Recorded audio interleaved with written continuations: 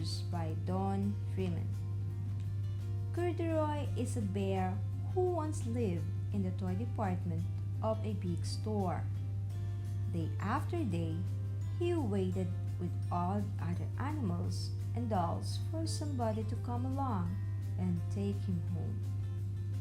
The store was always filled with shoppers, buying all sorts of things, but no one ever seemed to want a small bear in green overalls. Then one morning, a little girl stopped and looked straight into Corduroy's bright eyes. "Oh, Mommy," she said, "look, there's the berry bear I've always wanted." "Not today, dear," her mother sighed.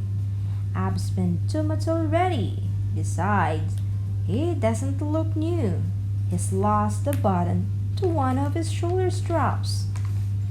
Corduroy watched them sadly as they walked away. "I didn't know I've lost the button," he said to himself. "Tonight, I'll go and see if I can find it." Late that evening, when all the shoppers had gone and the doors were shut and locked, Corduroy climbed carefully down from his shelf and began searching everywhere on the floor for his lost button. Suddenly, he felt the floor moving under him. Quite by accident, he had stepped onto an escalator and up he went. Could this be a mountain? He wondered. "I think I've always wanted to climb a mountain." He stepped off the escalator as it reached the next floor, and there before his eyes was the most amazing sight. Tables and chairs and lamps and sofas and rows of beds. "This must be a palace," Corduroy gasped. "I guess I've always wanted to live in a palace." He wandered around, admiring the furniture. "This must be a bed," he said. "I've always wanted to step in a bed." And up he crawled onto a large thick mattress. All at once, he saw something small and round.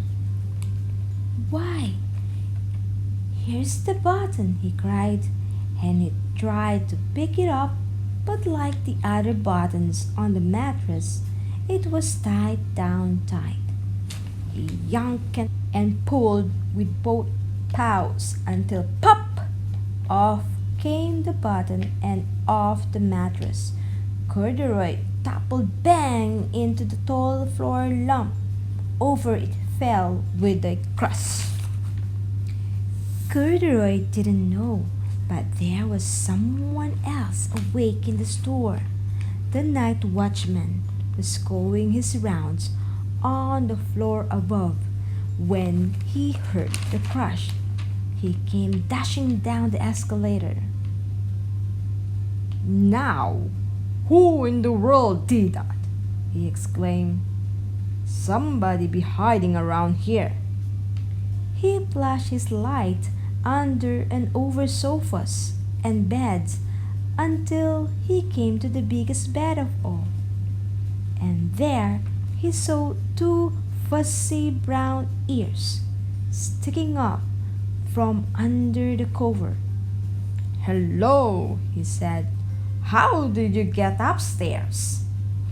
The watchman tucked Corduroy under his arm and carried him down the escalator and set him on the shelf in the toy department with the other animals and dolls. Corduroy was just waking up when the first customers came into the store in the morning, and there looking at him with a wide, warm smile was the same little girl he'd seen only the day before.